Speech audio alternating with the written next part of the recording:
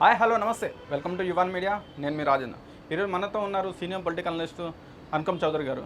Sir నమస్కారం. Sir నమస్తే అండి.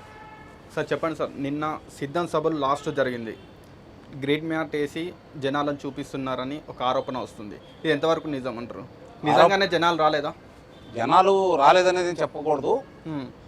వాళ్ళైతే వాళ్ళు ఆశించిన స్థాయిలో రాలేదనేది మాత్రం వాస్తవం. ఓకే, వాళ్ళు ముందుగా కావాలనే ఇది ముందే ఊహించేసి ఆ గ్రీన్ మ్యాట్ వేసారనేది వాస్తవం. ఓకే, అవును. ఈరోజు మీకు తెలుసు, సాంకేతిక పరిజ్ఞానం ఉన్న వాళ్ళు ప్రతి వాళ్ళకి తెలుసు, అవును, గ్రీన్ మ్యాట్ వేస్తే ఎంత అద్భుతాలు సృష్టించవచ్చు. అవును. కాబట్టి అసలు రాలేదనేది చెప్పలేము.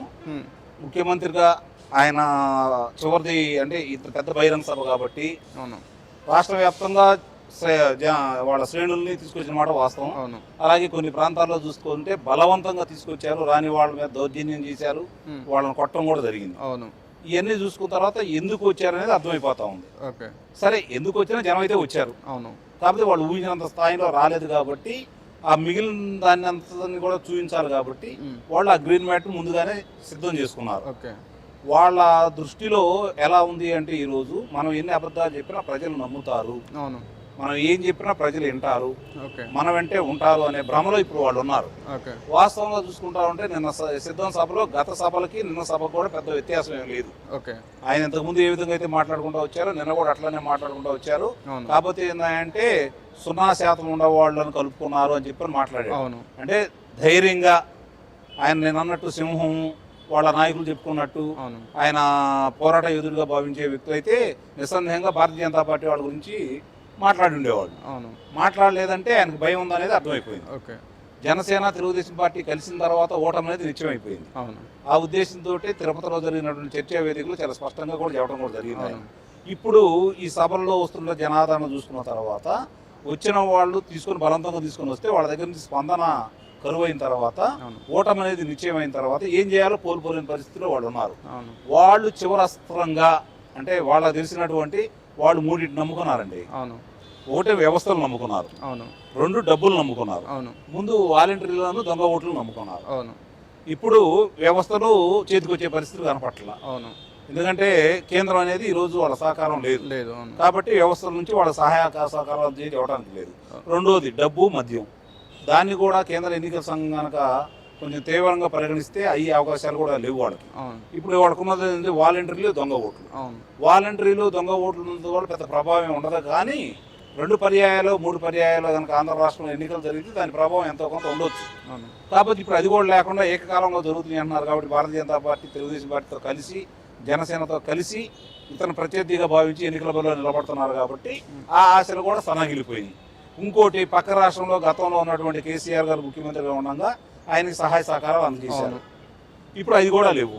అంటే ఎవరు లేరు, నాయకులు లేరు, ప్రజలు లేరు, వ్యవస్థలు లేరు, అధికారులు కనపట్లేదు, కేంద్రం సహకరించట్లేదు, పక్క రాష్ట్ర ముఖ్యమంత్రి గారు లేరు. ఇప్పుడు ఏం చేయాలి? కాబట్టి వాళ్ళు అంటే దింపుడు కల్లా ఆశ అంటారు. ఓడిపోయేదని నిశ్చయమైపోయినా కూడా చివరి ప్రయత్నం చేయాలి కదా రాజకీయ పార్టీలు. కాబట్టి ఆ ప్రయత్నం వాళ్ళు చేస్తున్నమాట మాత్రం వాస్తవం. నిన్న సభను కనుక మనం ఒకసారి పరిగణలో తీసుకుంటా ఉంటే ఆ సభలో అసలు ఎవరైనా సరే నాకు తెలిసి ప్రపంచవ్యాప్తంగా ఒక రాజకీయ సభ ఏర్పాటు చేస్తే ఇలాంటి గ్రీన్ మ్యాట్ ఏర్పాటు చేసిన సందర్భాలు ఏమి లేవు. అంటే జగన్ వచ్చిన దగ్గర నుంచి ప్రతి వేదికమైనా కానీ ఎక్కడైనా కానీ గ్రీన్ మ్యాట్ వేస్తున్నారు చెప్పచ్చు. లేదు కదా, ఇట్లా లేదు కదా. కింద మామూలుగా సహజంగానే ప్రజలు కూర్చునే చాట, వాళ్ళు కూర్చునే చాట ఇంత గ్రీన్ మ్యాట్ అయితే ఎప్పుడూ లేదు కదా. తొలిసారిగా ఇక్కడ వేయడం కూడా జరిగింది. దాన్ని బట్టి అర్థం చేసుకోవాలి, ముందుగానే వాళ్ళకి తెలుసు జనం రావట్లేదు అని, ప్రతికూల పరిస్థితులు ఉన్నాయని చెప్పి చాలా స్పష్టంగా తెలుసు. ఇప్పుడు నేను ఆయన మాట్లాడటం దుష్ట చతుష్టయాన్ని మాట్లాడాడు, వీళ్ళ యొక్క పొత్తుల గురించి మాట్లాడాడు. ఇప్పుడు అదే మాట, ఏమయ్యా భారతీయ జనతా పార్టీ వాళ్ళు మీరు ఏదో కేంద్రంలో అధికారంలో నిలబడుతున్నారు కదా, మీరంత పోటుగాళ్ళు అయితే 400 స్థానాలు వస్తాయని చెప్పి మీరు చెప్పుకుంటున్నారు కదా, మరి మీరు రండి సింగిల్ గా నా మీద చెప్పని చెప్పొచ్చుగా. ఆ చెప్పిన 5 నిమిషాల్లో ఆయన పరిస్థితి ఏంటో ఆయన తెలుసు కాబట్టి ఆయన భయపడి చెప్పట్లా. ఈ భారతీయ జనతా పార్టీ వాళ్ళని వదిలేసి వీళ్ళిద్దరి గురించి మాట్లాడుతూ ఉంటాడు. దత్తపుత్రుడు అన్నారు పవన్ కళ్యాణ్ గారిని. ఇప్పుడు దత్తపుత్రుడు లేకపోతే ఏ పుత్రుడు రేపొద్దున ఆయన ఎన్నికల్లో చూపించబోతున్నారు. అట్లాగే పత్రికలకు సంబంధించి ప్రసార మాధ్యమాల గురించి మాట్లాడుతున్నారు, దుష్టం అని చెప్పని వివరంగా మాట్లాడుతూ ఉన్నారు. వాళ్ళు నిరంతర పోరాటం నీ మీద చేస్తున్నారు, భవిష్యత్తులో కూడా చేస్తారు, అందులో ఎలాంటి సందేహం కూడా ఏమి లేదు. నిజాలు నిర్భయంగా బయటకు తీసుకొచ్చే విషయంలో కొంత వాళ్ళ మీద నువ్వు చేస్తున్న దాష్టికాన్ని దృష్టిలో పెట్టుకొని వాళ్ళు నీకు ఏ విధంగా చేయాలో వాతలు పెట్టాలో వాళ్ళు పెడతానే ఉన్నారు. నిన్న సిద్ధం సభ లాస్ట్ అని చెప్పిన జగన్ గారు, అంటే సిద్ధం సభలో నా మేనిఫెస్టో ఉంటుందని చెప్పారు. నిన్న ఎందుకు మేనిఫెస్టో ప్రకటించాలి? భయం ఇప్పటికే భయపడిపోతున్నాడు. రేపొద్దున మనం ప్రకటిస్తే రేపొద్దున వాళ్ళు ఏం ప్రకటిస్తారు, ఎలా ఉంటది, వాళ్ళు పోవట్లేదు. ఇప్పుడు వాళ్ళకి ఏంటయ్యా అంటే నిద్ర పట్టలేదు, కాళరాత్రులు ఎదుర్కొని పోతున్నారు, పీడకల్లో రాబోతున్నాయి. వాళ్ళకి అర్థం కావట్లేదు వాళ్ళ పరిస్థితి. మామూలుగానే వీళ్ళిద్దరు కలిస్తేనే ఇట్లా ఉంది, మూడో వాళ్ళు వచ్చి కలిస్తే మన పరిస్థితి ఏంటి? చాలా మంది కూడా చాలా అపోహలు ఉన్నాయి, కావాలని సృష్టిస్తున్నారు. మైనార్టీలు దూరం అవుతారు, క్రిస్టియన్లు దూరం అవుతారు, భారతీయ జనతా పార్టీ కలిపి చెప్పి నానా రకాలుగా చేస్తున్నారు. 2019లో వీళ్ళందరూ దూరం అయ్యారు కదా, దూరం అయితేనే కదా నువ్వు గెలిచింది. ఇప్పుడు నీకు దూరం అయ్యారు కాబట్టి మళ్ళీ దగ్గర చేసుకునే ప్రయత్నాలు నువ్వు చేస్తున్నావు.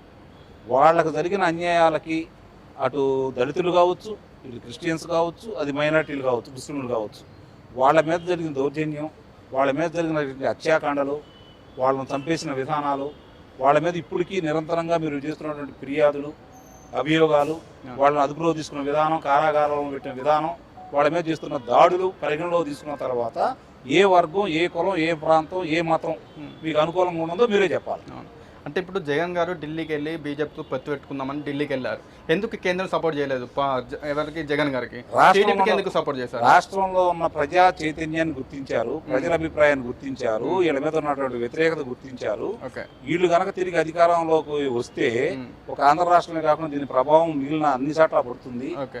కాబట్టి మనం వీళ్ళు ఎంతమంది మన దగ్గర రావాలని ప్రయత్నం చేసినా మనం వాళ్ళ సహాయ సహకారాలు చేసామని చెప్పి ప్రజల్లో మన మీద కూడా వ్యతిరేకత ఉంది. కాబట్టి దాని నుంచి కనీసం దేశవ్యాప్తంగా వైఎస్ఆర్సీపీ పార్టీ, భారతీయ జనతా పార్టీ ఒకటే కాదనే అభిప్రాయానికి రావాలన్నా కూడా ఈయనతోటి పొత్తు ఉండకూడదనే భావంతో పొత్తును దూరం చేసుకున్నారు.